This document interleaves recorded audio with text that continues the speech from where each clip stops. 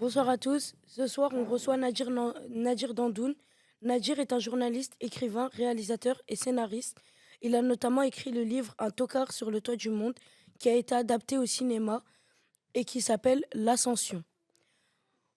Ou encore, il a écrit Nos rêves pauvres, qui revient sur son enfance et l'impact de son vécu sur ses rêves.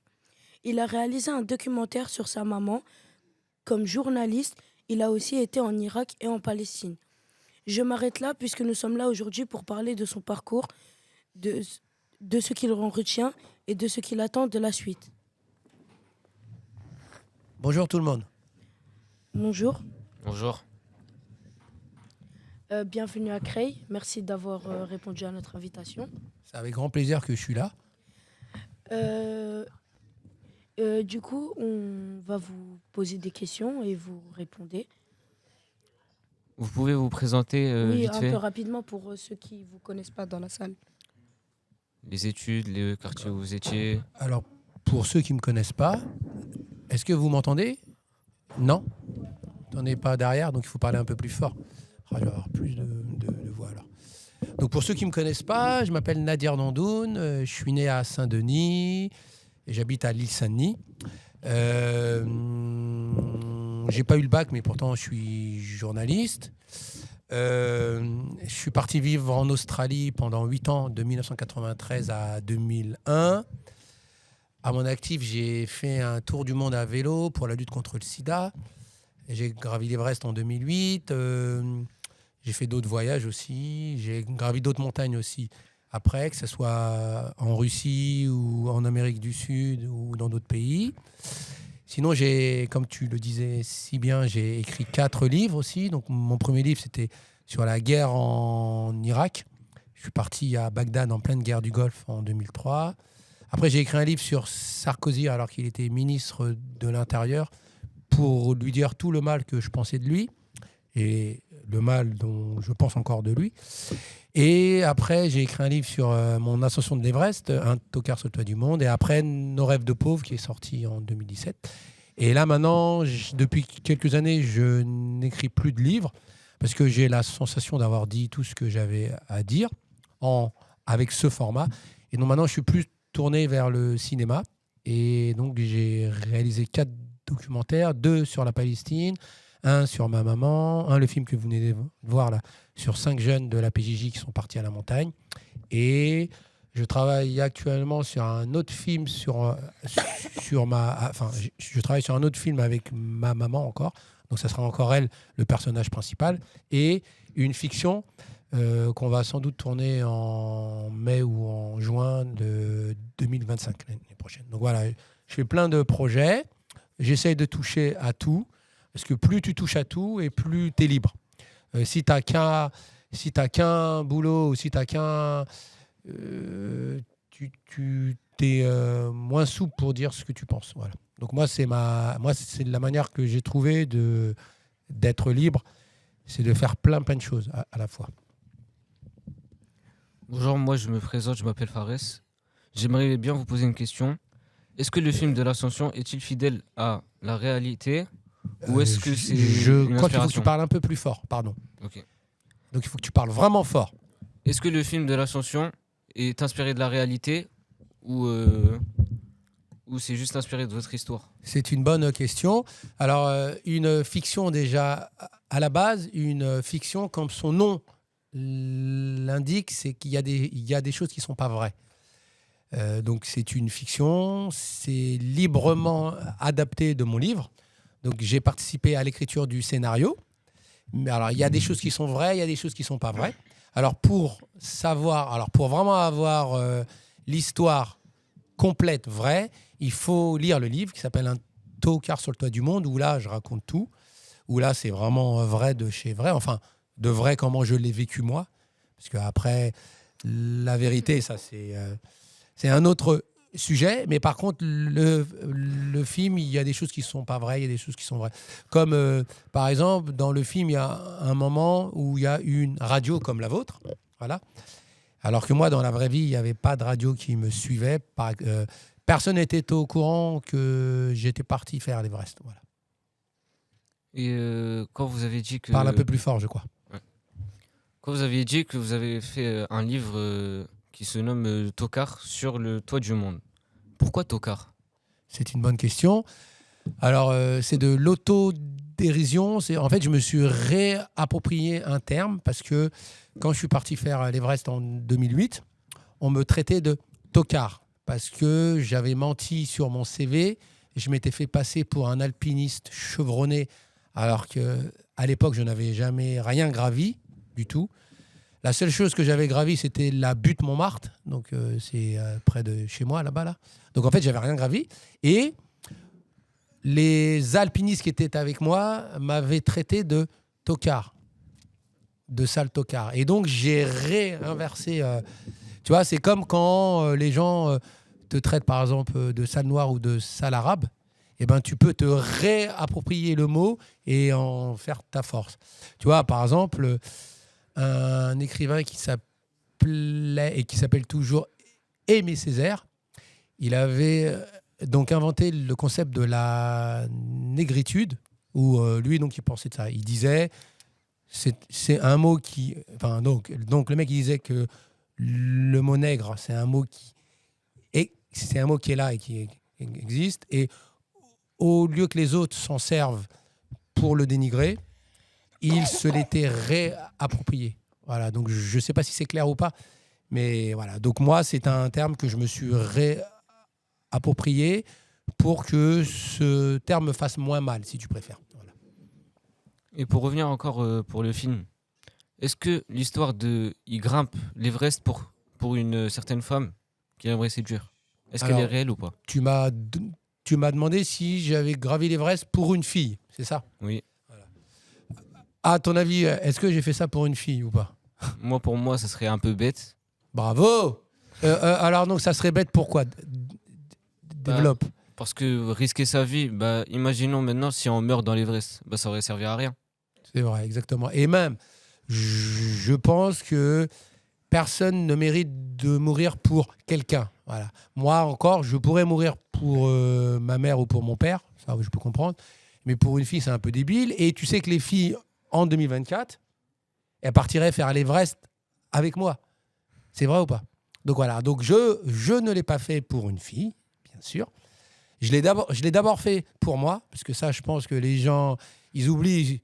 Parce que les gens, souvent, tu les entends parler à la télé ou à la radio. Et donc, les mecs, ils se la racontent, ils disent, moi, j'ai fait ça pour les autres, pour ma communauté, pour ça. C'est pas vrai. Il faut d'abord faire les choses pour soi. Tu risques pas ta vie juste comme ça. Donc, je l'ai d'abord fait pour moi. Je l'ai fait aussi pour mon département. Parce que à l'époque, en 2008, là, c'est un peu moins le cas. Donc, c'est bien, heureusement.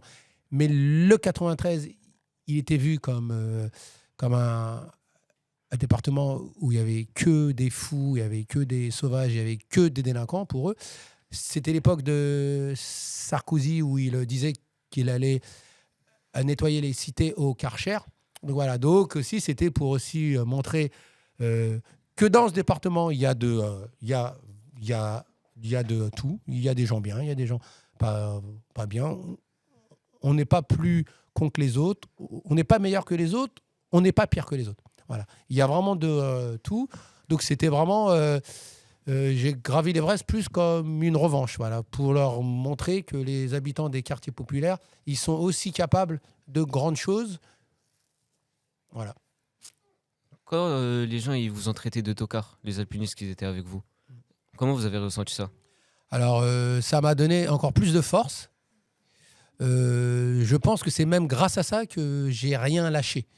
Il n'y avait pas un jour qui passait sans que j'avais mal, sans que je me disais donc ça y est, je veux plus le faire, je veux rentrer chez moi parce que c'était vraiment dur.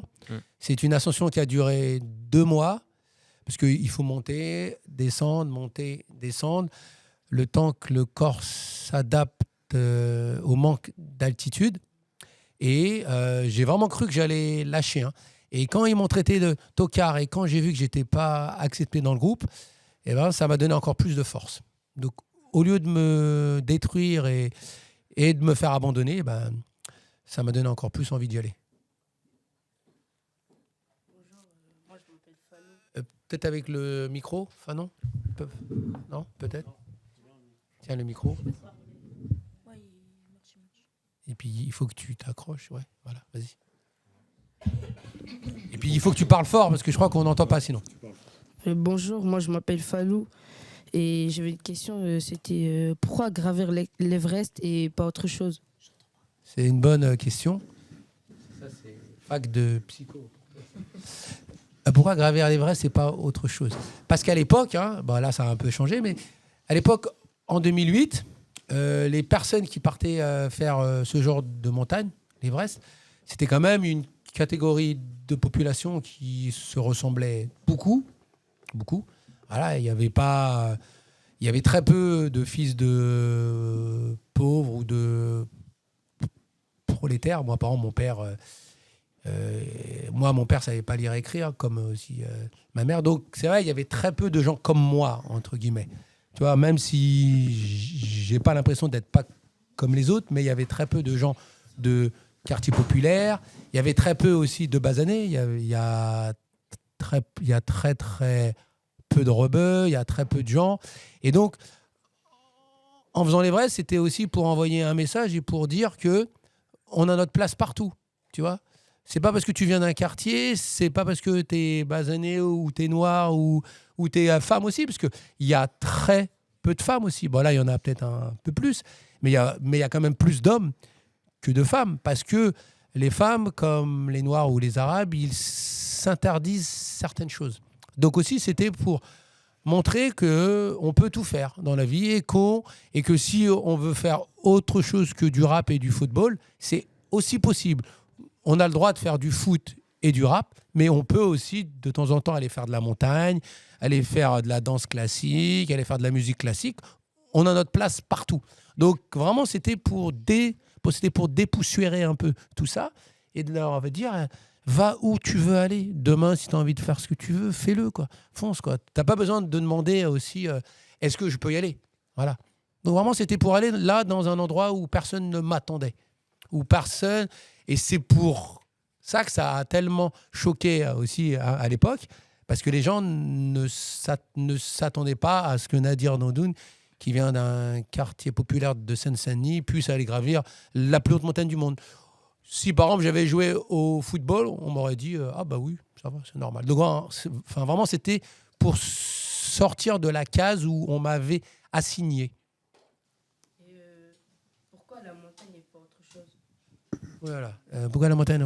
Alors la montagne aussi parce que mes parents viennent de Kabylie, ils ont grandi dans un village de montagne à 1100 mètres et c'est vraiment un petit village barbachin. Hein. C'est pas très loin de Béjaïa, donc vraiment dans la petite Kabylie. Et j'ai compris avec le temps que j'étais un fils de montagnard. En fait, je suis un montagnard. Pendant très longtemps, j'ai cru que j'étais un banlieusard, mais je suis pas un banlieusard. Je suis un fils de montagnard. Je suis un campagnard, je suis un montagnard, comme l'étaient les Français au début du XXe siècle. Les villes, elles sont arrivées très très tard en France. Hein. Tu vois, avant, par exemple, dans les années en 1910, 1920, il y avait moins de villes que de campagnes. Donc en fait, on vient tous de la terre, en vrai. Donc voilà. Donc je pense aussi, à l'intérieur de moi, je pense être de là-bas, vraiment. D'accord, merci. Je t'en prie. Après l'Everest, qu'avez-vous ressenti? Qu'est-ce que j'ai ressenti après l'Everest Un sentiment de plénitude, donc je me sentais comblé. Je me suis dit... alors, j'ai mis du temps quand même à réaliser ce que j'avais fait, parce qu'au début, c'était un peu bizarre de se retrouver à 8848 mètres seul, là-haut, là, comme ça. Et après, avec le temps, je me suis habitué à cette idée-là. Pendant 3 mois, je me suis senti comme l'homme le plus fort du monde, parce que j'avais cette impression de me dire que j'avais dompté la plus haute montagne du monde.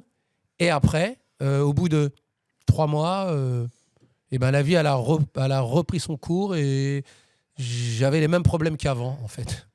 Donc, en fait, l'Everest, ça n'a pas permis de... Ça m'a fait du bien sur le moment, mais après, bon, voilà. On a compris qu'il y avait des personnes qui vous ont critiqué ou vous ont traité de tocard. Mais est-ce qu'il y en avait qui vous ont encouragé? Alors quand? Sur le Bah, moment ou Oui, pour gravir l'Everest. après avec le reste. Alors comme je l'avais dit à personne, donc on n'a pas pu, voilà. Mais quand j'étais sur place, je vais dire que j'étais plutôt dans un terrain hostile. Il n'y avait pas beaucoup de gens qui voulaient que je sois là. Donc c'est vrai que je suis resté souvent seul dans ma tente. Les seules personnes avec qui je parlais quand même là-bas, c'était avec les Sherpas, les guides là-bas locaux, enfin ceux vraiment qui sont de là-bas. Donc c'est vrai que je me suis fait une sorte de carapace, donc j'étais vraiment seul là-bas. Et quand je suis revenu en France, donc en juin 2008, je m'attendais à ce que les gens ils me disent Waouh, c'est bien ce que tu as fait et tout ça, top et tout ça. Eh ben non. En fait, quand je suis revenu en 2008, personne ne me croyait. Et il a fallu que je passe à la télé en 2009 pour que tout le monde me félicite. Tu vois, le truc vu à la télé, là, ça marche bien par contre, hein. Voilà, donc c'est ça qui est marrant. Et voilà. Mais bon, après, moi, je sais que je l'ai fait. Je sais que... Et puis, comme je vous dis, c'est une partie de ma vie. Hein, c'est une partie infime de ma vie. C'est certes la partie la plus marquante, mais j'avais fait des choses avant, j'ai fait des choses après. Et c'est vrai que souvent, on m'invite pour parler d'Everest. On m'invite très peu pour parler des autres livres, par exemple. Et c'est ce que vous faites aussi, vous, aujourd'hui. Mais je peux comprendre, parce que c'est la chose la plus marquante. Et du coup, même vos parents, ils n'ont pas Parle un été peu plus fort. Ouais. Même vos parents, ils n'ont pas été choqués? Ben, mes parents viennent d'une très vieille génération. Tu vois, par exemple, mon père, quand il est mort en 2019, il avait 91 ans. Ma mère, elle a 89 ans. Eux, ils s'en foutent que j'aille faire l'Everest, hein. Eux, là, en fait, ce qu'ils veulent, c'est que je sois heureux, c'est qu'ils veulent que je travaille, que là, en fait, je fasse pas de, voilà, que je fasse pas de bêtises, que je fasse, que je fasse ou pas l'Everest. Et d'ailleurs, je me rappelle, hein, quand j'étais en haut de l'Everest, quand je suis redescendu à 6300 mètres, j'ai passé un coup de fil à ma mère pour lui dire que j'avais fait l'Everest. Et à un moment, je l'ai à l'autre bout du fil. Enfin, voilà, je lui ai pas dit, quoi. Parce que déjà, elle ne sait pas ce que c'est l'Everest. Pour elle, l'Everest, enfin, voilà, pour elle, ça n'a pas de sens, quoi. Donc, elle, ça n'a pas de sens. Et elle, vraiment, ce qu'elle veut, elle, tant que je suis heureuse, ça lui va. Que j'ai fait l'Everest ou pas. Et donc, c'est ça qui est assez bien. C'est ça qui est quand même assez marrant avec ma mère. C'est que ma mère, voilà, ma mère, je la ramène des fois dans des fêtes, je la ramène dans des trucs de ouf, hein, où elle rencontre plein de gens. Mais elle s'en fout. Si elle pouvait juste rester chez elle avec ses enfants, c'est ça son... Tu vois, en fait, elle a d'autres envies, elle a d'autres désirs que nous. Nous, on est nés ici, nous, on est pris par la société de consommation, nous, on a envie de consommer, nous, on a envie d'être riche, on a envie d'avoir des belles voitures, on a envie d'avoir des belles maisons. Elle est plus dans un truc simple. Elle, tant qu'il y a à manger, tant qu'elle a un toit sur la tête, elle est heureuse. Elle a une vie simple, ma mère, hein. Et moi, j'essaie de la ramener dans des trucs de ouf et tout ça. Elle me dit, ouais, je m'en fous. Je m'en fous de ça. Et tu vois, j'aimerais être comme elle. Voilà, j'aimerais parce que je pense que c'est quand tu vas vers des vies simples que tu es heureux. Parce que quand tu cours sur plein de trucs, je trouve que ça développe d'autres envies. En fait, plus tu as des envies, plus tu as des désirs, ça s'arrête tout après. Donc tu veux ça, après tu veux ça, après tu veux ça, après tu veux ci, quoi. Tu vois ? Du coup, pour vous, l'argent, ça fait pas le bonheur. Ça aide parce que au moins c'est quand même plus facile quand t'en as, surtout dans des pays comme le nôtre où si t'as pas d'argent, tu ne peux pas te loger, tu ne peux pas manger. Mais oui, c'est un moyen. Mais bah, la preuve, hein, je connais moi plein de gens qui sont riches et qui sont malheureux, qui sont en dépression, par exemple. Alors que je connais des gens qui n'ont pas beaucoup, mais qui sont heureux. Tu vois, tu vas dans, par exemple, d'autres pays. Moi, je suis allé dans plein de pays. Tu vas dans d'autres pays où, quand les gens n'ont pas beaucoup, ils sont plus généreux que nous, des fois. Tu vois, c'est vrai, tu vois, les mecs, ils partagent et ils font plein de trucs. Donc, oui, l'argent, c'est pas tout, quoi. Tu vois, l'argent, ça te permet... Après, on est dans des sociétés qui te font croire que tu existes que par l'argent. Mais là, en fait, c'est pas vrai, hein. Et tu pourrais poser la même question à tes parents ou à tes grands-parents, ils te répondraient pareil, je suis sûr. Ou à des gens qui sont dans la salle, pareil. Pourquoi c'est le parcours cœur 93 et pas autre chose? Eh ben parce que je suis né dans le 93 et je vis toujours dans le 93 et parce que c'est un département qui a besoin d'être aidé et qui a besoin d'être soutenu. Parce que depuis de trop nombreuses années, les politiques se servent de notre département pour nous dénigrer. Et puis, c'est un département qui est très jeune, un département où il se passe plein de trucs. Et c'est quand même le département qui souffre le plus. Hein. Tu sais que c'est l'un des départements le plus pauvres de France. Donc moi, c'est pour ça. Là, maintenant que j'ai un peu... j'ai une voix qui porte, et donc je l'utilise pour défendre mon département. Comme toi, peut-être, que tu défends Creil aussi, toi, un peu. Ben voilà, ben tu vois. Donc moi, je vois pas pourquoi je défendrais pas la Seine-Saint-Denis. C'est un département dont je suis très fier. Est-ce que le 93 est votre identité première? C'est une super bonne question. Je me définis pas trop en tant que Français, Algérien, Australien. J'ai 3 passeports. Je me définis plutôt comme un gars de banlieue. Voilà. Pour moi, quand tu es de la banlieue, c'est un truc à part. Je sais pas pourquoi. Ben, tu vois, par exemple, il m'arrive d'aller dans d'autres pays et à chaque fois que je rencontre quelqu'un qui vient d'un quartier populaire, il y a un truc qui se passe. Comme quand 2 parents montagnards se rencontrent, comme quand 2 gars de la campagne se rencontrent. Ou ben moi, à chaque fois que je rencontre quelqu'un qui vient d'un quartier, on parle le même langage. Il y a un truc, on est de la même famille. Donc moi, je suis très fier d'être de la banlieue. Donc ouais, je suis un gars de banlieue. Voilà. Si tu voulais me définir, je te dirais que je suis d'abord un gars de banlieue. Avant vos origines, avant votre nationalité. Ah oui. Oui, parce que je pense que tu vois, je pense que les origines ou les nationalités, ça veut rien dire. Alors, par exemple, j'ai plus en commun avec un blanc avec qui je suis né dans mon quartier qu'avec un Algérien qui, par exemple, vit là-bas, au bled. Tu vois, moi, je vais avoir moins d'atomes crochus. Par contre, avec un blanc qui est né dans le même quartier que moi, avec qui j'ai grandi, ben, donc je vais avoir les mêmes référents, je vais avoir les mêmes codes. Donc, tu vois, je vais être plus proche de lui. Tu vois, par exemple, je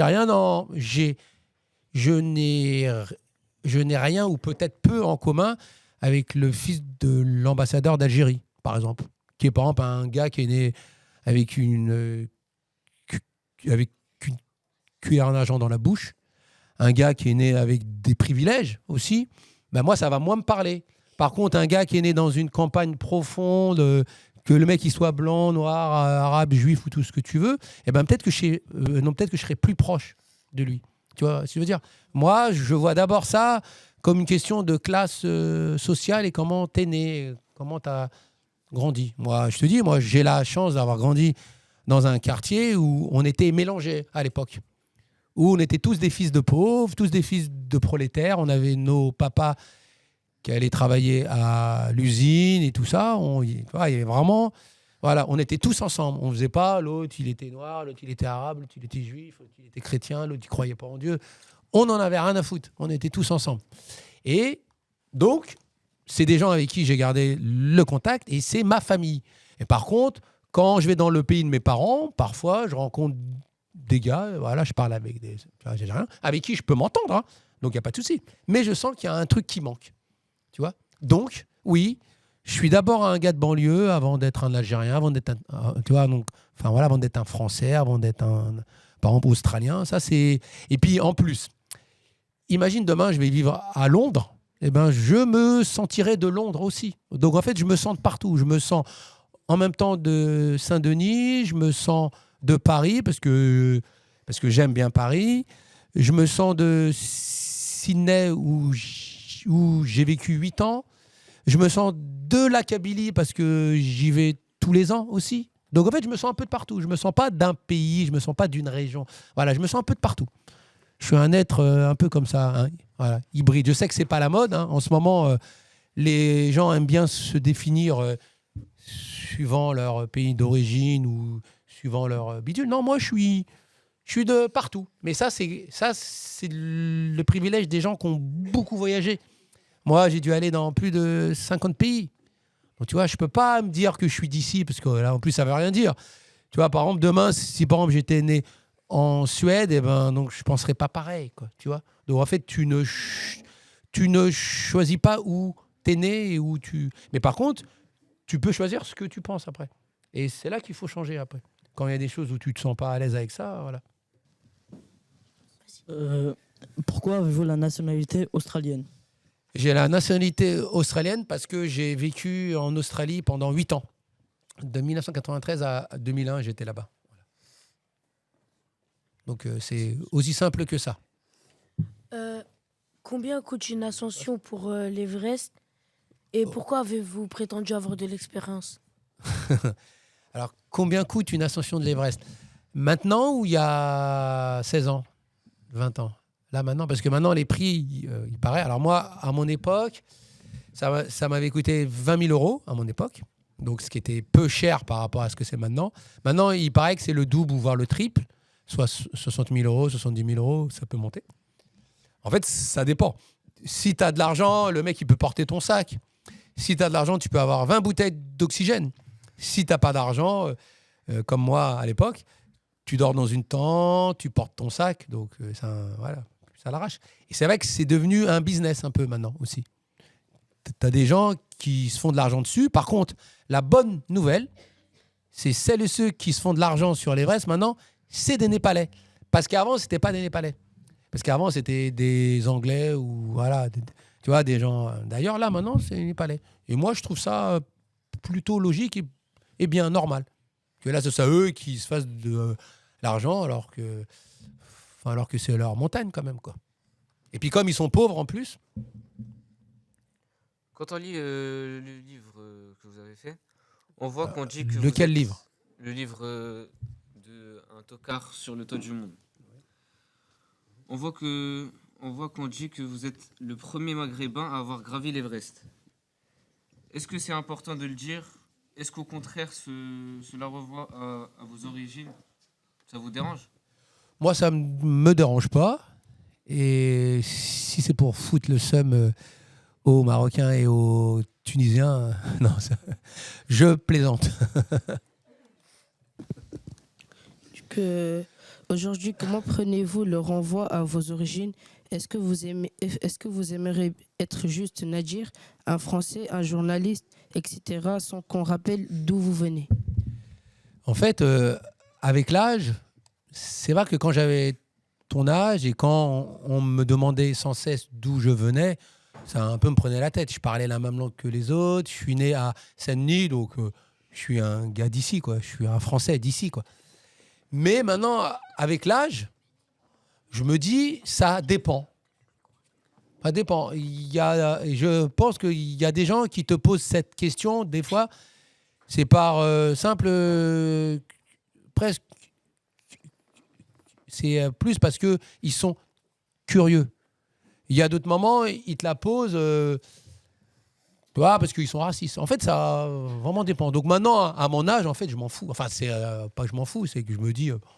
donc ils peuvent penser ce qu'ils veulent. Moi, ça ne me dérange pas. Je sais qui je suis. Et oui, je suis un gars, Nadir, qui est né en Seine-Saint-Denis, qui a des parents kabyles.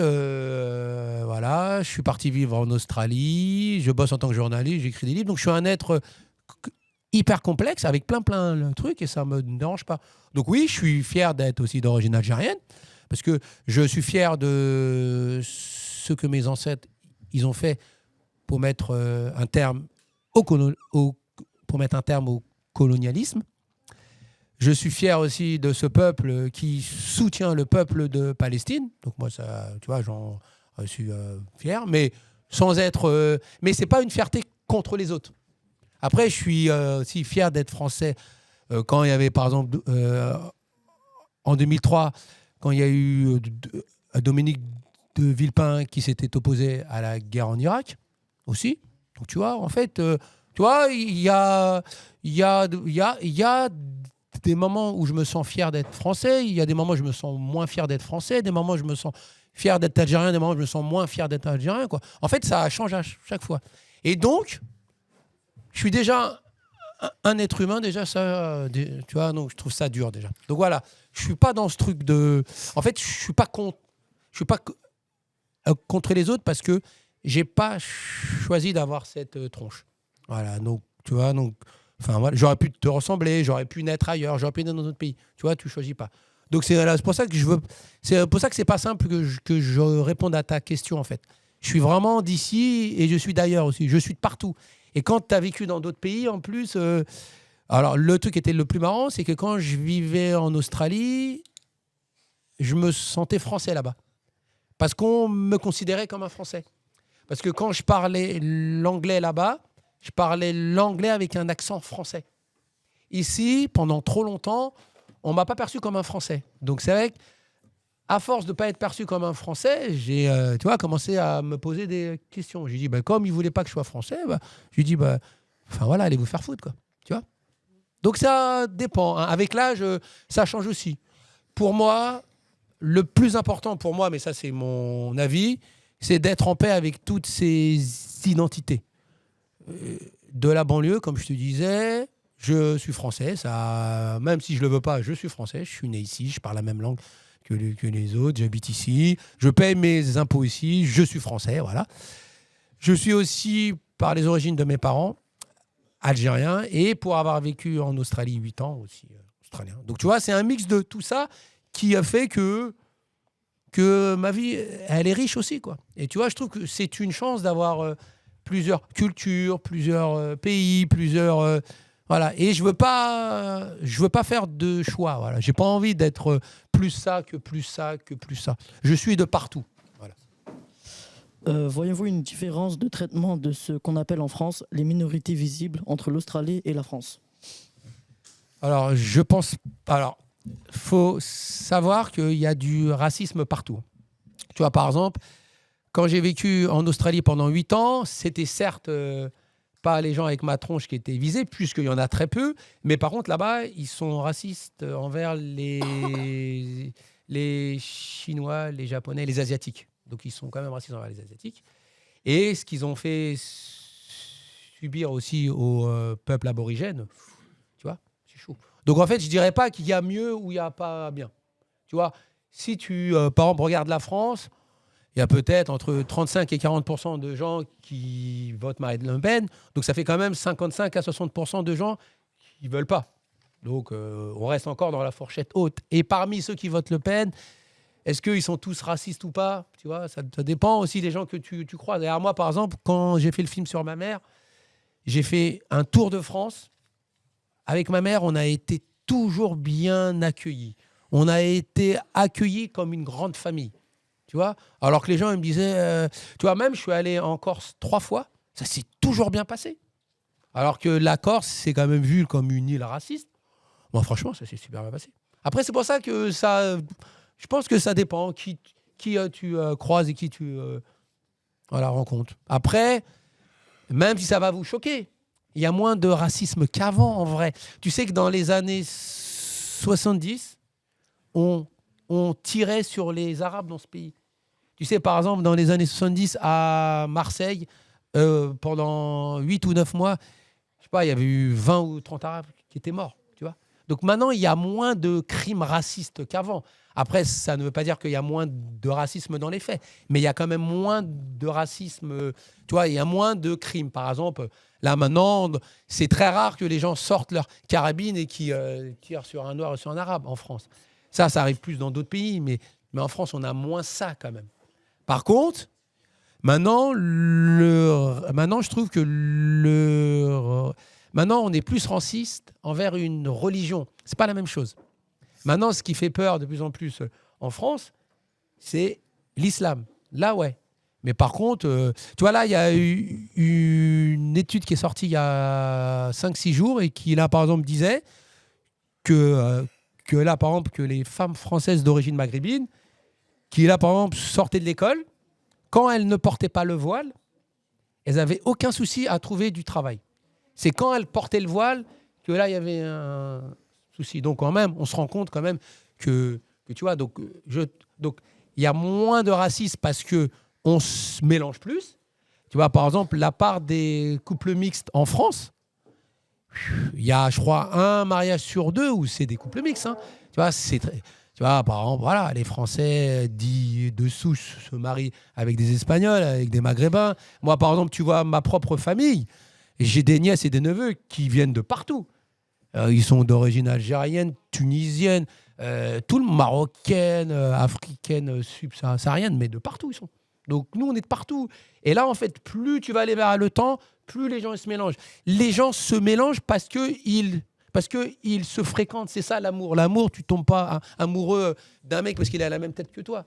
Tu vois, tu tombes amoureux parce qu'il y a la personne en face qui t'a touché. Et là, après, tu te dis pas, sauf les gros fachos, mais tu vas pas dire à la meuf, elle est d'une autre religion ou elle a une autre tête, tu vas dire, ah non, non. Si t'es love, t'es love. Et tu vois, c'est ça qui est bien. Et c'est là pour ça que je suis moins inquiet que d'autres. Parce que je sais que ce pays, il suffit de te balader dans la rue pour bien voir que c'est mélangé. Bah, regarde là, regarde même moi quand tu te balades à Paris. Donc c'est vrai que c'est mélangé. Après, il y a des gens qui pensent que la France de Charles Martel, ça sera encore... Ça y est, c'est fini. C'est fini, c'est comme ça. Donc il faut qu'on apprenne tous à vivre ensemble. Voilà. Et c'est là ce qu'on est en train de faire aujourd'hui. Vous avez écrit un rêve de pauvre. Est-ce que quand vous étiez petit, vous rêvez d'être riche? C'est une bonne question. Je n'ai jamais rêvé d'être riche, j'ai rêvé d'être libre, surtout.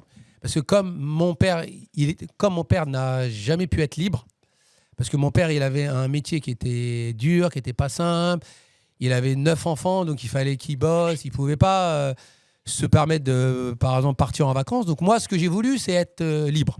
Et je sais que pour être libre, il faut avoir un peu d'argent quand même.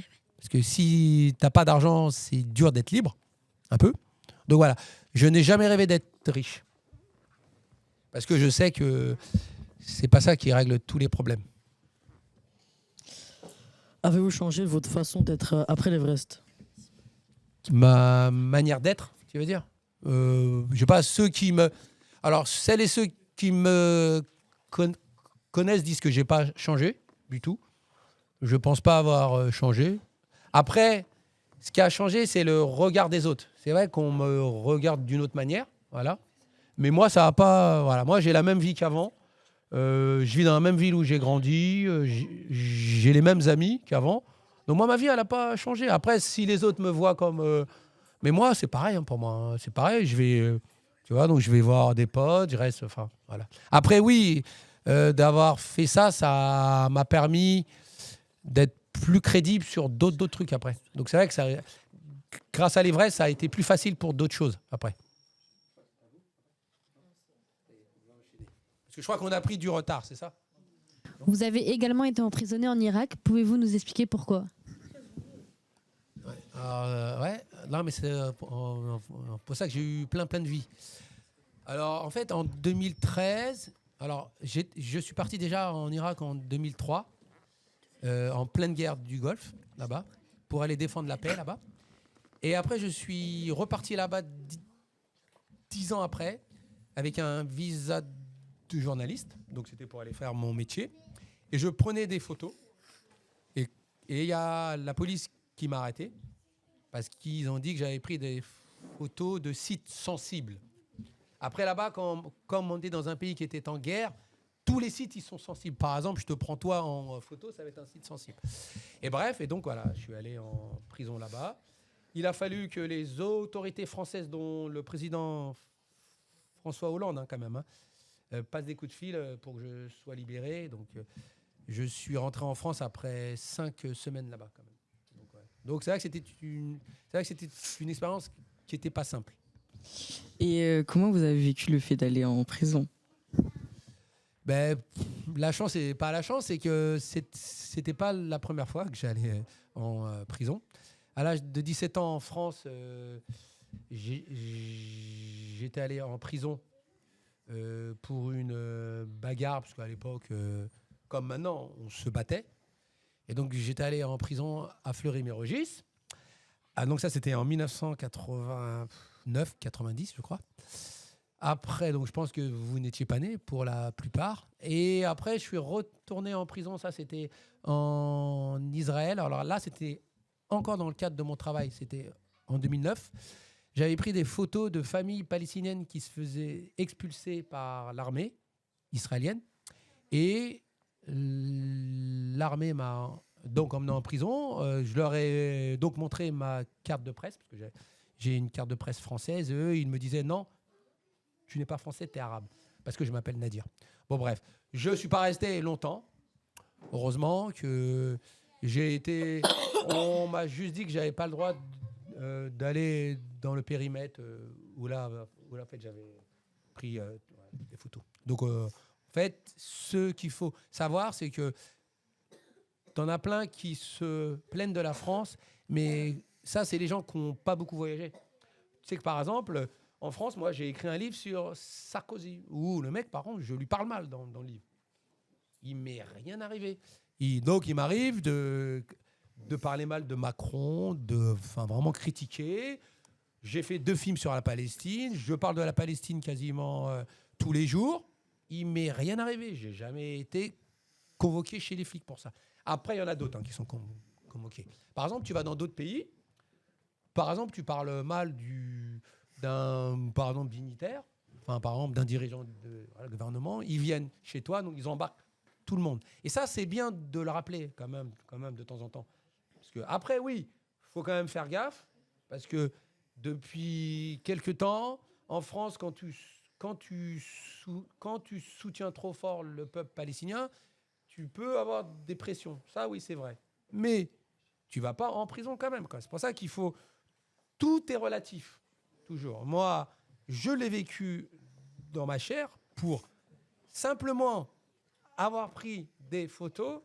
J'ai quand même été foutu en prison en Israël et à Bagdad. Tu vois, tu t'en rends compte. C'est pour ça que faites bien aussi de voyager et de voir comment ça se passe ailleurs. Par exemple, tu vas dans d'autres pays, les femmes, elles n'ont pas de droit.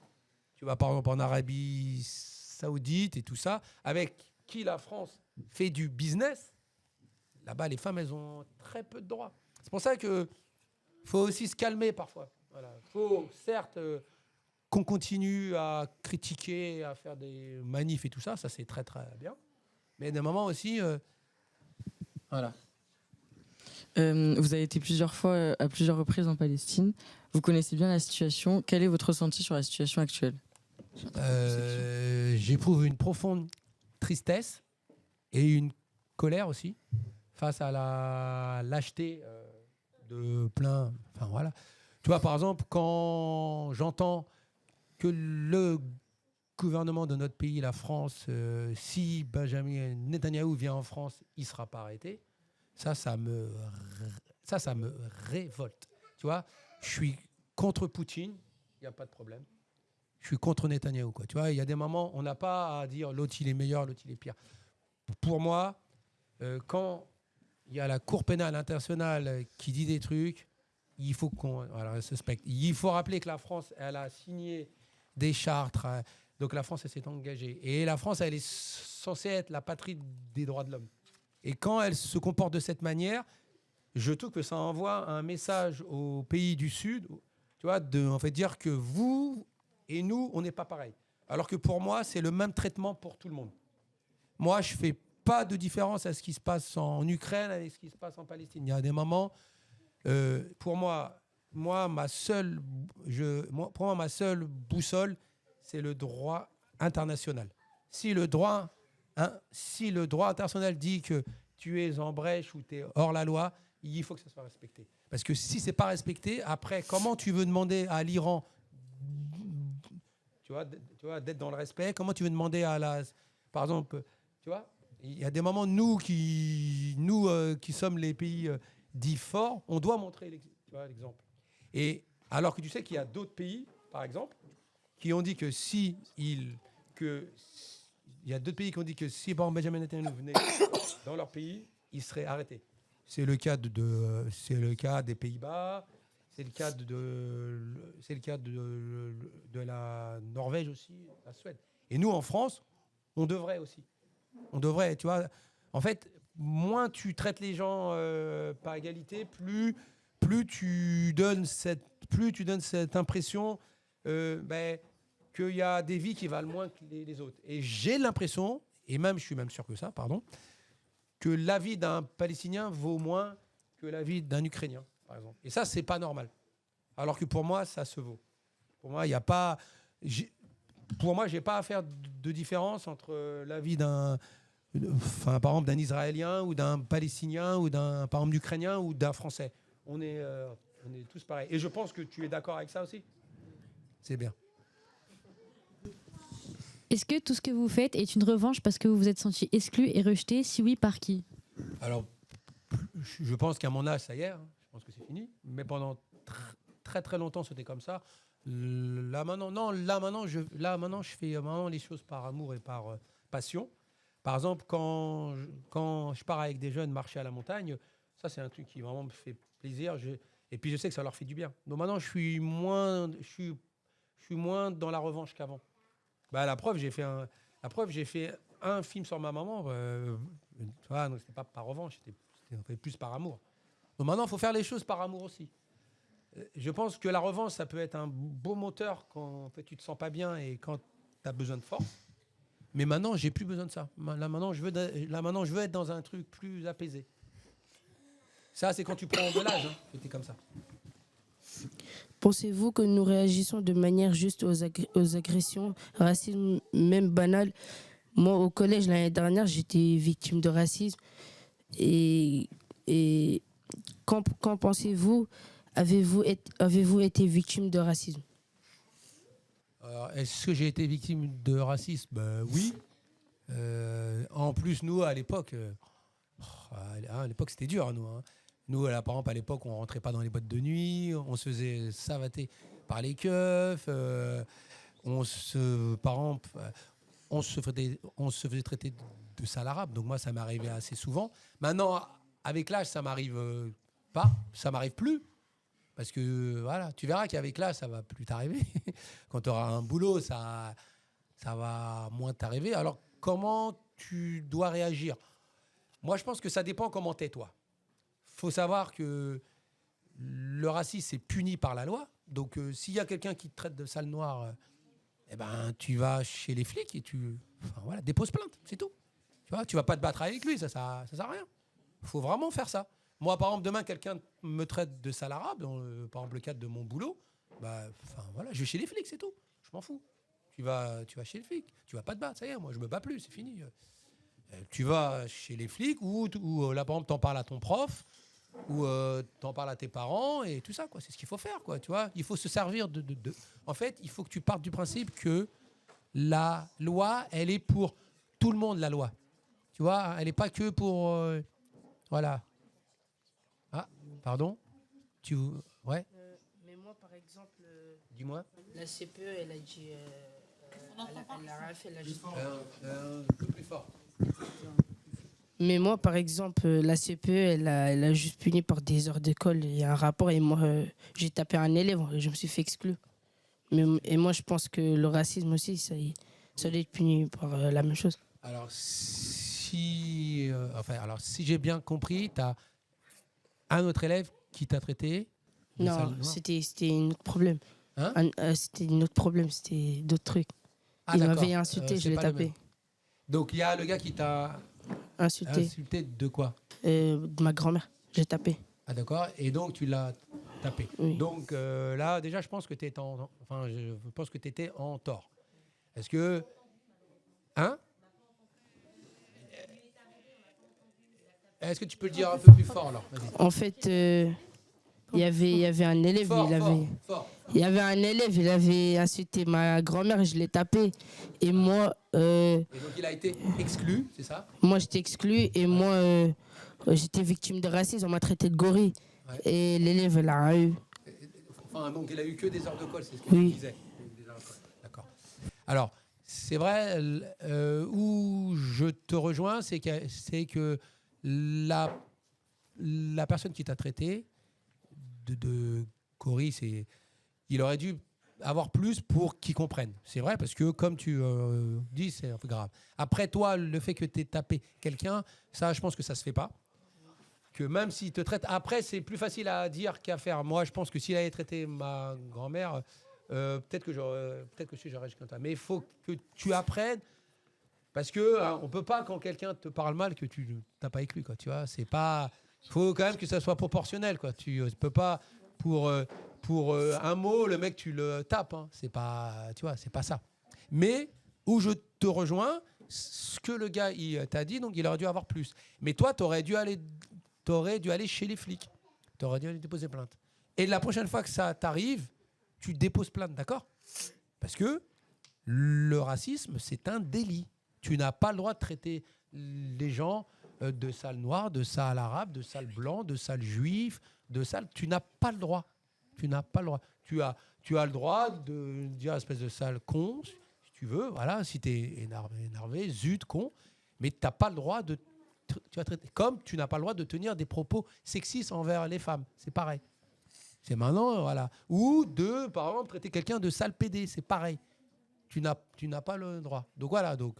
Si moi, franchement, si enfin, j'étais à ta place, le jour où ça t'arrive, tu vas voir directement les flics, tu dis voilà, moi, il m'est arrivé ça. Et...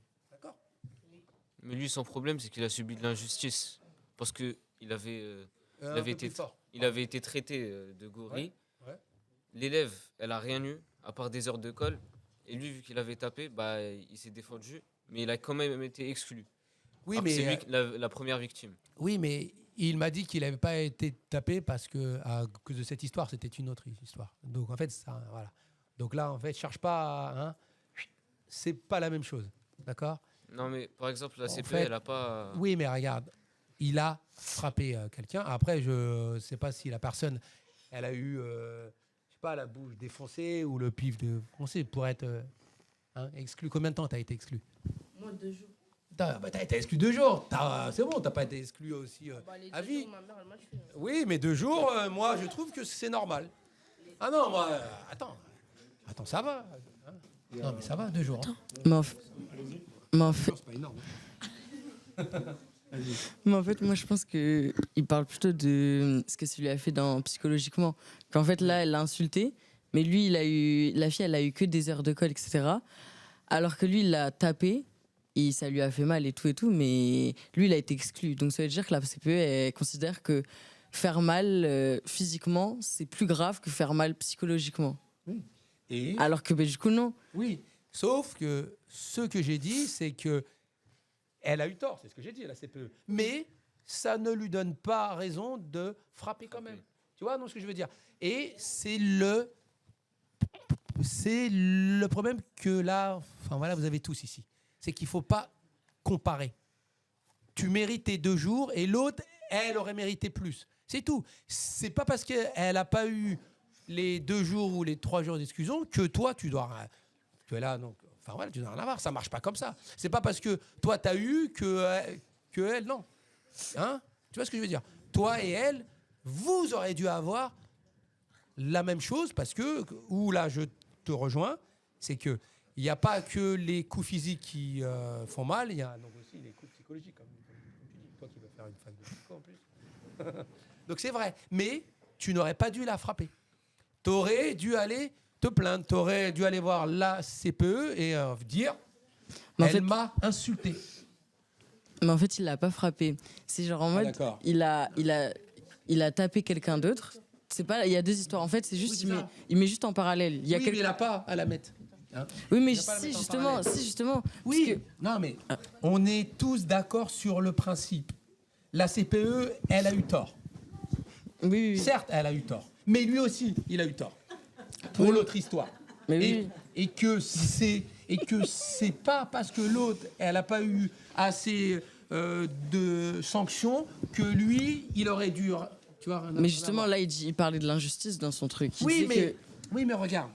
Si lui, il aurait eu rien, ça aurait été une autre injustice pour l'autre personne qui a été frappée. Mais- Est-ce que tu vois ce que je veux dire ou pas? Oui, mais il parle pas du fait qu'il a dû avoir quelque chose. Il parle du fait que c'était pas équitable. C'était pas. Je dis la même chose. Je dis juste que ça ne lui donne pas un totem d'immunité. C'est pas parce que l'autre, elle a rien eu que lui, il mérite de pas avoir. Là, c'est un dialogue de sourds, ça s'appelle. Mais moi, je sais que j'ai eu tort. Mais la fille aussi. Ouais. Elle devait t'exclure aussi. Moi, je suis pas d'accord. Bah oui, la peine. Bah oui, Qu'est-ce que je ouais, t'ai voilà. dit? Est-ce que je t'ai pas dit qu'elle aurait dû être exclue? Mais toi aussi, tu as été exclu. En fait, c'est ça. Ça aurait dû être 2. Ben, donc, il n'y a eu qu'un. Mais si toi, tu n'avais pas été exclu, ça aurait été 2-0. Tu vois ce que je veux dire ou pas? Mais c'est préférable de 2. C'est Oui, préférable. mais sauf que je préfère 2-1 que 2-0. Est-ce que tu vois? Parce qu'en gros, Bah, c'est tout le mieux, t'es gagnant dans les deux. ouais, voilà. Alors que gagnant si elle avait rien eu, t'aurais perdu totalement, genre. Et là, t'as un peu perdu gagné. Voilà. Tu vois? Mais non, mais de toute façon. Mais tu n'aurais pas dû la frapper. Parce que regarde. Mais il a pas frappé. Non, en fait, Ça, c'est c'est. pas- Il a Non, juste mais tapé l'autre. quelqu'un. Oui, Ah, ok. si, bah, je te parle de. Il m'a insulté, je l'ai tapé. Ouais, bah, t'aurais pas dû. Il aurait pas dû m'insulter aussi. Oui, mais t'aurais pas dû frapper. T'aurais dû l'insulter. C'est de contrôler. Comme si tu voulais, ou t'aurais dû aller te plaindre sinon. Moi, je dis, si tu insultes, Sinon, t'aurais dû aller te insulte plaindre. ta Hein? La question, elle a rien à mère. voir. Insulte, tu insultes ta mère. Mais non, mais. Ouais, mais t'aurais dû aller te plaindre. Voilà, t'aurais en fait dû aller voir le CPE. Donc, on ne répond pas par l'insulte à l'insulte, on ne répond pas à la force par la force. Celle-là, je la tue ou pas? Même si quand moi j'avais ton âge, j'étais encore pire que toi. Donc voilà. En tout cas, lui, ce qu'il voulait savoir, c'était comment gérer sa colère par rapport à ça. Comment gérer sa colère? C'est une bonne question. Parce qu'il a réagi par instinct quand il a fait Oui, ça. oui, c'est. Non, mais c'est, tu vois, normal. Je te dis pas que c'est simple, hein. Je te dis juste que tu as eu tort, puisque, tu vois, la preuve, c'est que c'est toi, tu as été exclu, pas elle. Alors que si tu es allé voir la CPE, qui aurait été exclu ou qui en fait aurait eu des heures de colle? Elle, pas toi. Donc, quand tu frappes, tu as tort. Même si dans le fond, ça peut se comprendre quand il y a quelqu'un qui te pousse à bout, tu peux vite perdre. Donc, comment tu gères ta colère? Ça, il faut aller voir un psy. Hein. Tiens, moi, je suis pas psy. Hein. Non, c'est vrai. Soit il faut aller voir un psy, soit donc il faut faire beaucoup, beaucoup de sport, ou soit il faut que tu deviens plus grand que. Quand le mec il t'insulte, tu le regardes, tu lui dis. Voilà. Et ça, c'est un peu dur hein, à apprendre. Hein. Mais excusez-moi, si l'autre personne n'était pas exclue, il va l'agresser à chaque fois.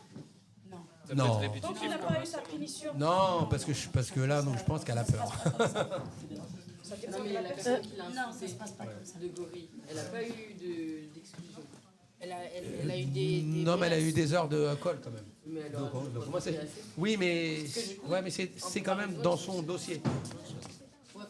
Non, mais les heures de colle, ça fait En rien. plus, elle est vraiment raciste, c'est une blanche. Alors que lui, c'est une exclusion, ça va peut-être Ouais, mais ça va rien dire. Allez-y. Attends, Aujourd'hui, avec l'expérience, si vous deviez nous conseiller sur comment changer sa manière de penser pour ne pas se limiter, ça sera quoi? Quels sont les moyens? C'est une bonne question. Pour moi, ce qui m'a sauvé, entre guillemets, et ce qui a fait que je suis qui je suis là, c'est les voyages. Pour moi, les voyages, hein, c'est pas moi qui le dis. Hein. On dit que les voyages forment les hommes. Hein. Franchement, voyager. En plus, vous avez la chance d'avoir un passeport français. Je dis, moi, j'ai des cousins qui vivent au bled. Ils peuvent même pas sortir du bled. Avec un passeport français, tu peux aller dans toute l'Europe. Tu peux aller en Australie, tu peux aller aux États-Unis, tu peux aller au Canada, tu peux aller en Inde, tu peux aller au Népal, tu peux aller au Brésil, tu peux aller partout. Donc, faites des études parce que si tu n'as pas de diplôme, tu ne trouveras pas de travail. Parce que déjà, même avec des diplômes, c'est pas simple. Et après, vous prenez votre sac à dos et vous partez. Moi, vraiment, je suis allé partout. Et quand tu voyages, tu rencontres d'autres personnes. Ça fait du bien à la tête. Tu apprends d'autres personnes. Tu vois comment les personnes vivent.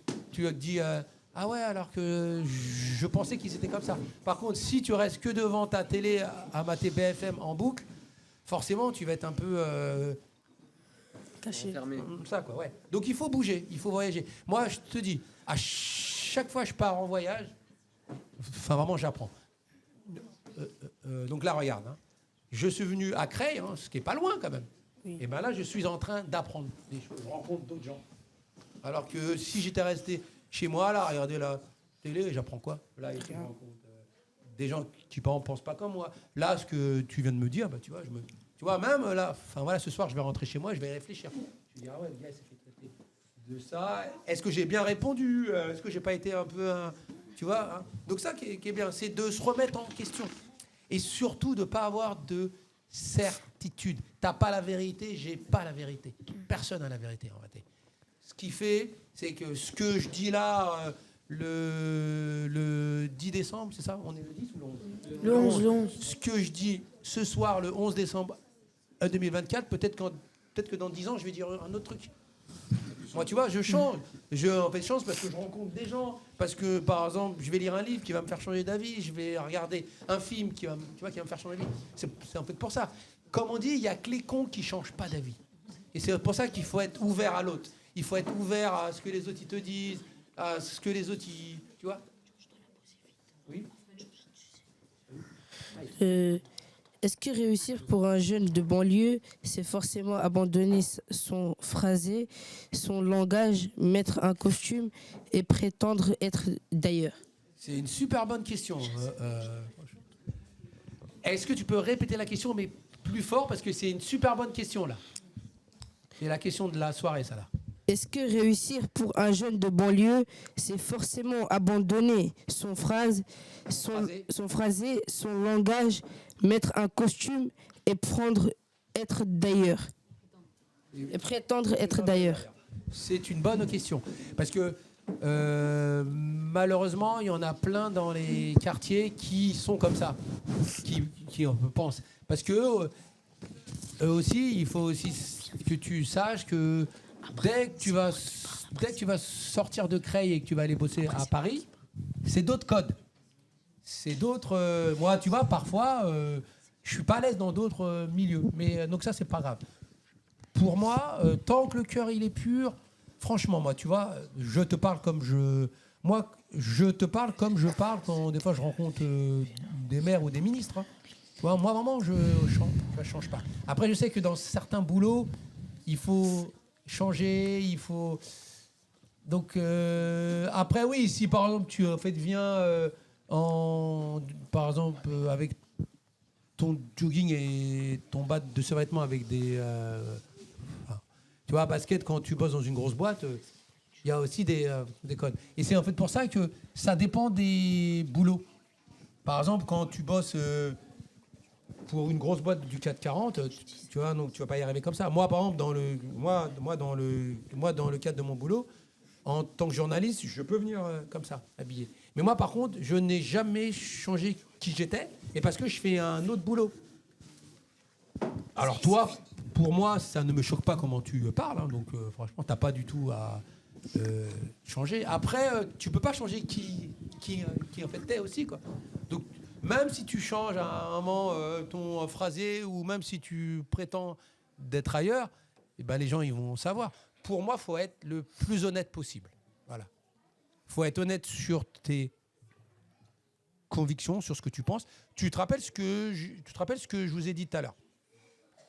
Je vous ai dit l'importance de la liberté d'expression en France, ici. Tant que tu respectes les lois, tu as le droit de dire tout ce que tu veux. Après, si tu veux plaire aux gens, oui, que tu vas dire ce que les gens ont envie d'entendre.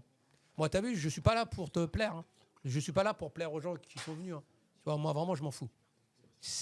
Pour moi, c'est ça, être libre. Donc, toi, je pense qu'il faut que les gens, donc, ils apprennent à te kiffer tel que t'es. Voilà. Et par contre, si tu fais des efforts pour être autre chose, tu vois, à un moment, tu vas devenir ouf. Moi, par exemple, je prends le cas d'un de mes potes.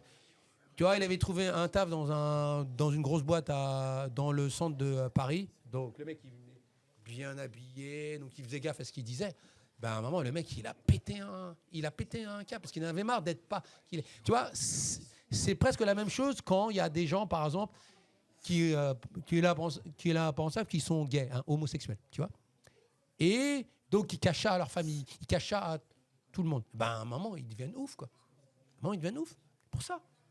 On est dans un pays où les gens, ils sont tels qu'ils sont. Donc, il faut apprendre à t'aimes les gens. Regarde, tu vois, moi, par exemple, là, dans la salle, il y a des gens qui croient en Dieu. T'en as qui ne croient pas en Dieu.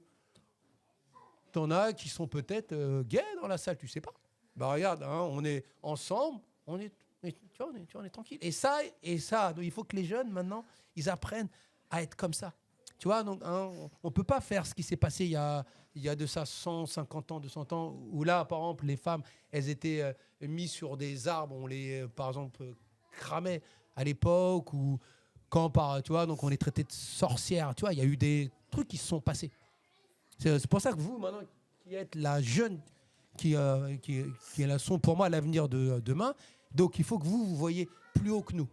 Tu vois, donc il faut. Toi, regarde, quand l'autre a traité de sale gorille, c'est la même chose quand il y a quelqu'un qui se fait traiter de sale gay, de sale homo, ou de sale gros. C'est des trucs qui font mal. Tu vois ce que je veux dire? Toi, ce que tu as ressenti dans ta chair, et ben l'autre qui, par exemple, se fait traiter de sale pute, par exemple, c'est pareil, ça, tu vois, ça lui fait mal. C'est pour ça que ce qu'on te fait, il faut pas que tu le fasses. Enfin voilà, j'arrête la morale parce que je suis pas venu pour vous faire la morale, mais Oui, mais la liberté d'expression, maintenant, elle n'existe plus. Par alors exemple, elle existe quand même en France. Ben, la preuve, là, regarde, on dit ce qu'on veut. Moi, tu vois, j'ai fait un livre sur Sarkozy où je dis ce que je pense. Après, où je te rejoins, c'est que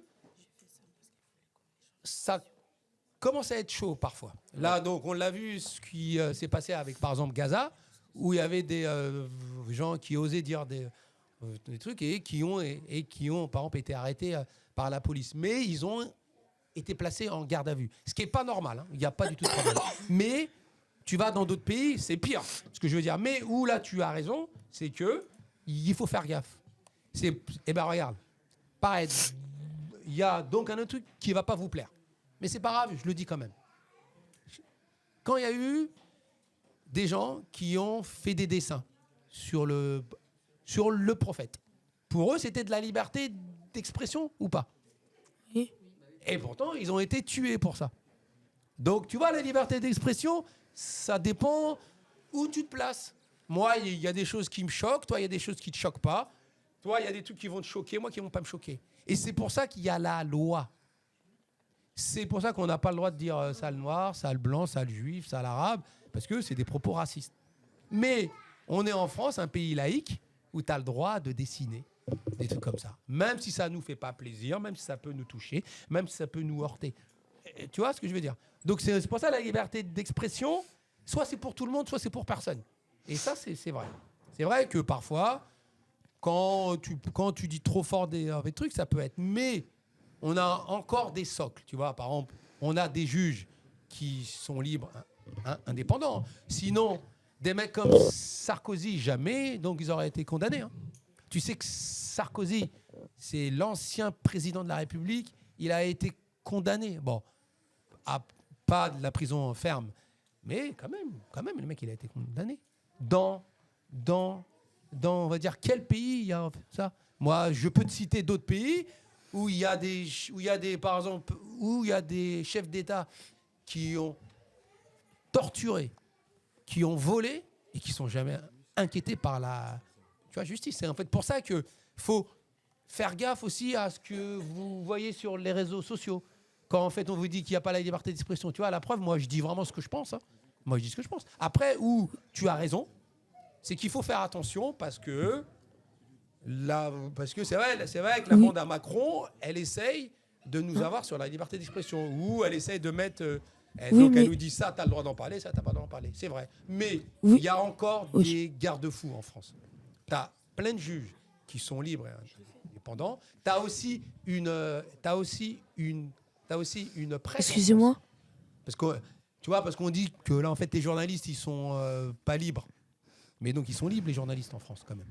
Pas tous, hein, mais parce que c'est ceux qui... Oui, quoi, qu'est-ce qu'il y a? Mais Sarkozy, il a quand même rasé un pays.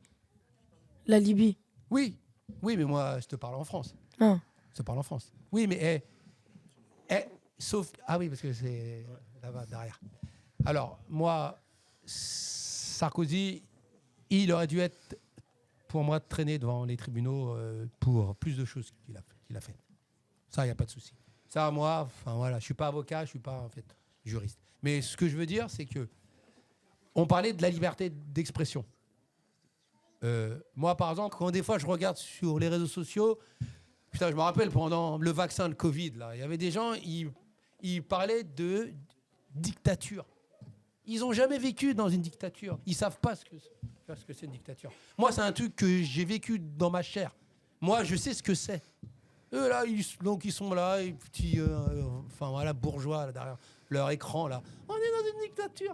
Tu vois, donc ils ne savent pas ce que c'est. Non, mais c'est pour ça qu'il faut faire super attention. Et vous, si moi, je peux vous conseiller un truc, c'est de ne pas croire ce que je dis et de ne pas croire ce que vous lisez dans tout ça sur les réseaux sociaux. C'est vous d'aller chercher votre propre truc, tu vois. Donc il ne faut pas vous laisser par d'autres gens qui en fait vont dire qu'il faut que tu penses comme ça. Et donc, mais même moi, il ne faut pas que tu me crois sur parole. Faut que tu ailles faire, faut que toi tu ailles vraiment regarder, faut que tu cherches, faut que tu te renseignes. Tu vois, c'est ça, avoir un esprit libre, c'est de ne pas croire ce que l'autre il va te dire. C'est de te dire les seules personnes à qui tu peux avoir, à mon avis, confiance, c'est plutôt tes parents.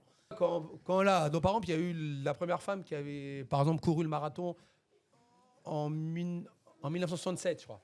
Tu vois, 1967. Et bien, grâce à elle, tu as d'autres femmes qui se sont dit, moi aussi, je vais faire le marathon.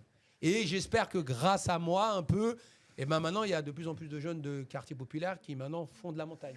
Ou peut-être que ça leur a donné envie d'écrire des livres ou de faire des films. Parce que, comme je leur ressemble, ils se disent, si lui l'a fait, moi aussi, je peux le faire. Tu vois ? Et donc, c'est en fait ça qui est super important. Moi, si là, moi, j'ai commencé à faire des livres, c'était parce que j'avais lu un livre qui m'avait parlé. Je me dis, waouh, ce mec, il a pu écrire, moi aussi, je vais écrire.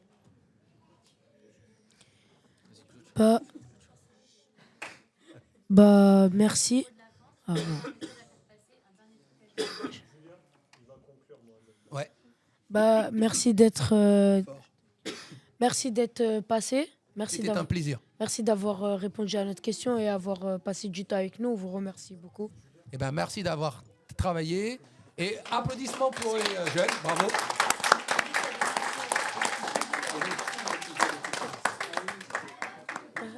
Est-ce que vous avez des questions dans la salle ? Alors, par contre, fort alors. Le voyage que vous avez fait avec des jeunes, est-ce que vous pensez à refaire, à aider les jeunes à s'améliorer et tout ? Alors, en fait, depuis 2019, je fais des voyages comme ça, en montagne. Là, je suis revenu il y a 3 semaines d'un voyage de 2 semaines au Kyrgyzstan. Donc, on est parti avec 5 jeunes en insertion professionnelle. Et donc, je le fais assez souvent. Ouais. Enfin, je le fais quand je peux et quand j'ai le temps. Donc, ouais, non, si, je le fais assez souvent. Ouais. Je fais souvent. Là, donc après, avec les jeunes, je travaille sur des textes, sur des expos photos, sur un film. Donc, on essaie de faire plein de choses avec eux. Donc, quand en fait je peux, je le fais, ouais. Avec plaisir, madame. Quelqu'un d'autre ?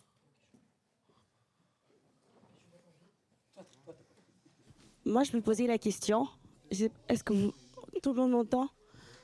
J'ai suivi votre parcours, vous avez raconté ce que vous avez fait. Moi, je me posais la question, est-ce que ce n'est pas un peu dangereux ?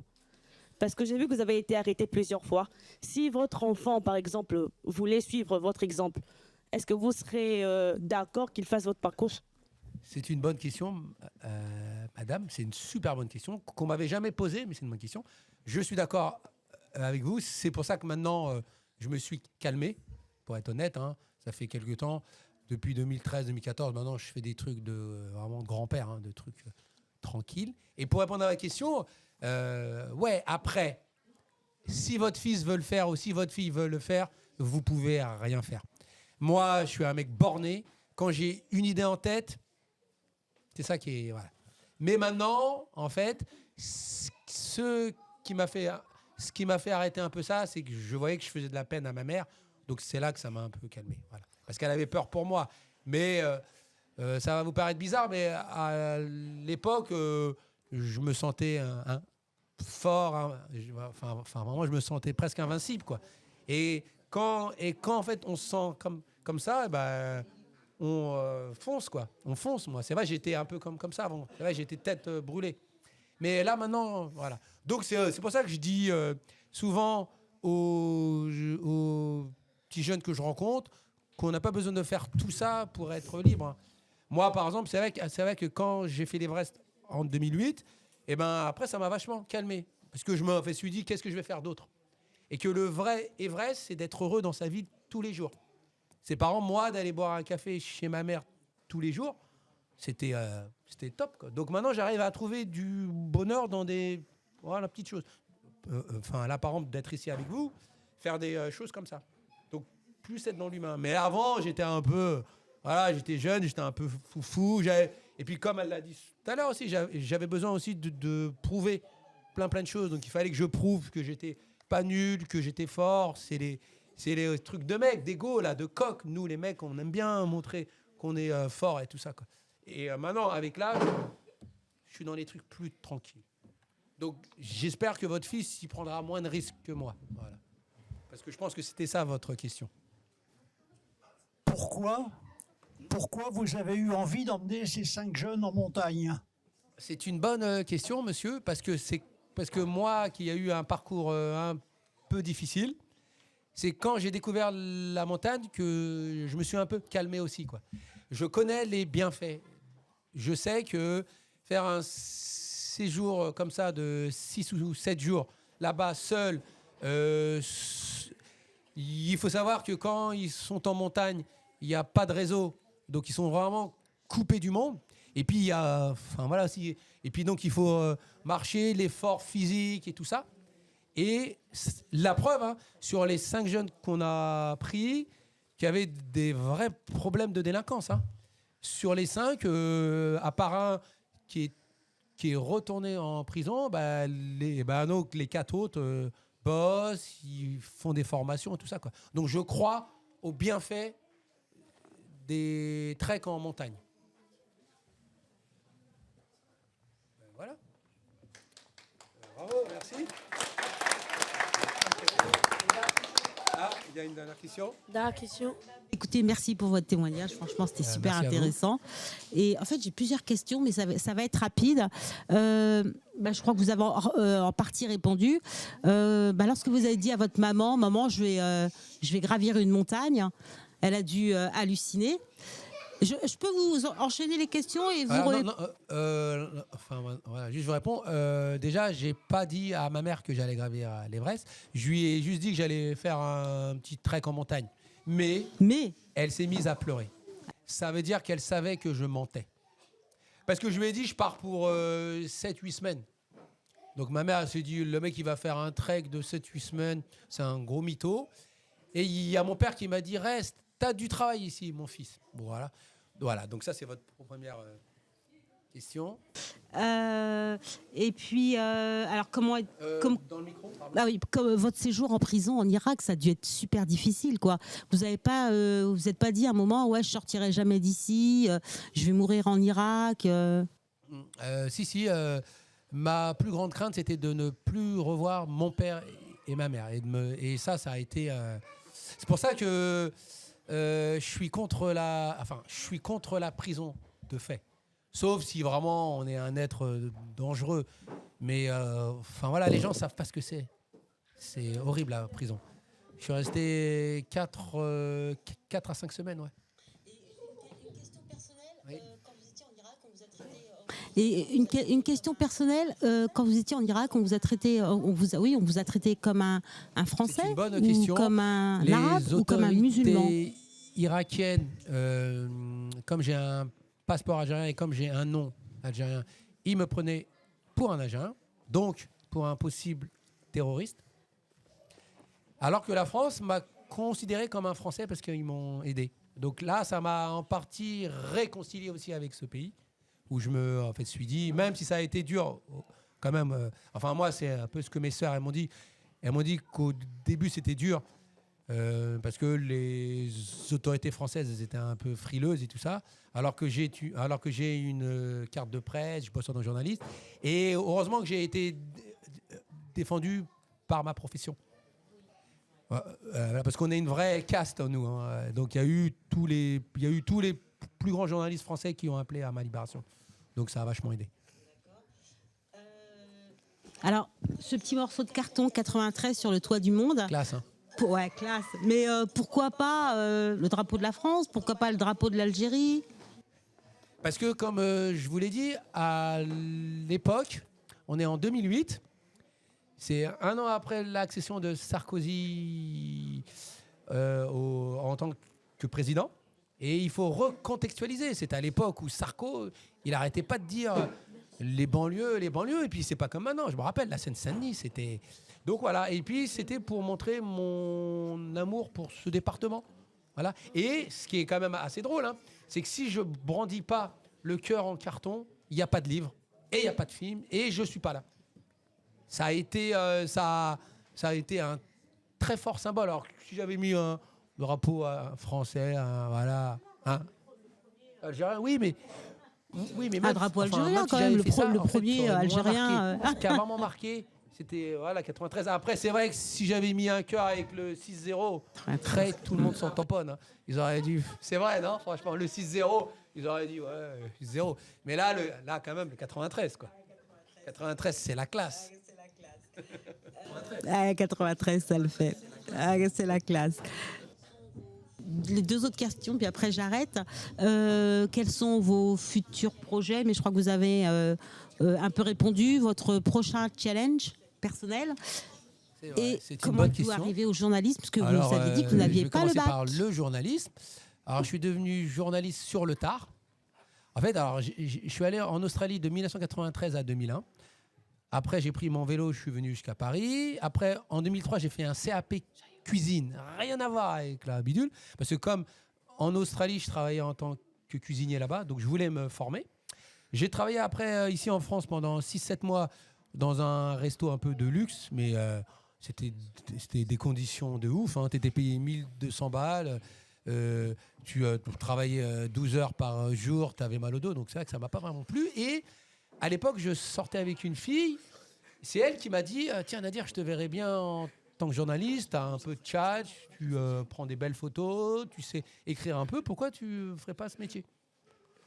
Et elle m'a mis en relation avec une grosse école de journalisme qui s'appelle le CFJ, qui est quand même une grosse école, hein, qui... Non, elle m'a mis en relation avec le Ah truc. oui, donc c'est le Elle m'a dit, piston, mais quoi. je te verrai bien. Et donc, j'ai passé un concours pour être pris dans cette école, en pensant que j'allais jamais être pris. Hein. Putain, je me rappelle, j'ai passé l'oral, j'ai vraiment été cash, comme là. J'ai vraiment dit ce que je pensais. Je me suis dit, jamais ils vont me prendre. Et 15 jours plus tard, j'ai reçu dans ma boîte aux lettres « Nous avons plaisir que vous avez été pris au CFJ ». Je me suis dit « Oh non, 2 ans ici ». Alors je pensais repartir vivre en Australie. Donc ça a été un peu bizarre. Mais grâce à cette école, en fait, pendant très longtemps, je pensais que c'était une question d'origine et tout ça. C'est une question de réseau. Cette école, je l'ai faite pendant 2 ans. Ça m'a permis d'avoir un réseau. Avant, je connaissais personne. Le problème des gens qui habitent dans les quartiers, c'est certes leur couleur de peau aussi, il ne faut pas dire le contraire, mais c'est surtout leur manque de réseau. Quand tu n'as pas de réseau, tu ne peux rien faire. Quand tu es fils, par exemple, d'ambassadeur par Maroc ou du Mali, tu n'as aucun problème à avoir du taf et avoir ton petit réseau. Quand tu es un blanc qui vit dans une petite campagne, tu as 0 réseau aussi. Hein. Donc moi, grâce à cette école, j'ai eu du réseau, mais tu tombes par terre. J'ai croisé des gens. C'est grâce à ça, après, que j'ai pu sortir le livre sur Sarkozy. C'est grâce à ça que j'ai pu travailler à France 3 en tant que journaliste. J'ai travaillé au Parisien en tant que journaliste. Si je n'étais pas passé par cette école, je ne serais peut-être pas là aussi devant vous. Ça m'a appris en 2 ans. J'ai rattrapé 20 ans de retard. Où j'ai eu presque l'impression d'avoir été dans une grotte pendant 20 ans. Ça a été. Et c'est pour ça qu'il faut que les jeunes se forment et c'est pour ça qu'il faut vraiment... Non mais c'est vrai, ça c'est un truc qu'on ne dit pas assez. Si tu n'as pas de réseau, tu es mort. Mais sauf que si tu n'as pas de réseau et si tu es nul, ça ne marche pas si tu ne travailles pas. Hein. Parce que moi, je n'avais pas de réseau et quand donc, j'ai fait cette école, j'ai vraiment bossé comme un ouf. Hein. Et donc, pour répondre à tes 2 autres questions, le projet, donc je prépare une fiction que j'espère bientôt tourner. Je prépare un autre documentaire aussi. Et je prépare d'autres voyages avec des jeunes. On va aller peut-être partir dans le désert. On va peut-être partir à Tamanrasset, dans le désert algérien. On va aller faire de l'escalade là-bas. Et pas de jeunes femmes? Alors, nous, en fait, on ramène tout le monde. Que ce soit des filles ou des garçons, on ramène tout le monde. Sauf que quand on lance des appels, il y a en fait que des garçons qui se manifestent. Et donc, s'il y a que des garçons, on prend que des garçons. Mais nous, nous, on est mixte à 100%. Même si on pouvait prendre 5 filles, on prendrait 5 filles. Hein. C'est quand même vachement plus facile avec les filles qu'avec les mecs. Hein. Parce que les mecs, c'est des casses bidules. Hein. Alors que les meufs, elles sont quand même plus cool. Hein. En règle générale, les filles, quand tu pars en vacances avec elles, c'est quand même plus détente. Alors que les mecs, il faut leur dire arrête de faire ça, fais pas ça. Les meufs, dès que tu dis hey, stop, stop. Stop direct. Non, vas-y. C'était une blague. Hein. Oui. Bonjour. Bonjour madame. Moi j'ai une question. Vous pensez quoi du projet des enfants qui sont autour de vous actuellement? Ça me fait chaud au cœur. Je trouve ça exceptionnel. Non mais c'est vrai. Et j'aurais aimé... moi quand j'avais leur âge, j'avais pas ce genre de truc. Mais là, non, je pense qu'ils s'en rendent pas compte. Hein. C'est vraiment classe ce que vous faites. Hein. Et si ça peut leur donner envie peut-être de devenir journaliste, tu vois. Nous, quand nous on était petits, je sais pas si vous vous en rappelez, quand nous on était petits, moi quand j'étais petit dans mon quartier, il y avait que des gens qui avaient des petits boulots entre guillemets. Ils travaillaient en tant que manutentionnaires, ils travaillaient dans les usines. Nous, il n'y avait pas d'initiation, par exemple, au journalisme. Ça, moi, j'aurais aimé faire ça, gamin. Tu vois, donc peut-être que, tu vois, donc c'est vrai que peut-être que si moi, à l'âge de 15 ans, 16 ans, j'aurais eu ça, et ben peut-être qu'à 20 ans, j'aurais fait peut-être des études dans ce sens-là. Et donc, il a quand même fallu que j'attende 34 ans pour reprendre des études de journalisme. Donc, profitez, prenez bien conscience que c'est quand même cool ce que vous faites, et je pense que vous avez pris du plaisir à faire ça. Hein, franchement, c'était cool. Oui. C'est vrai, c'était cool ce que vous avez fait. Ben voilà. Oui. Et donc, si ça peut vous donner envie après de vous lancer dans le journalisme, franchement, psartek, hein.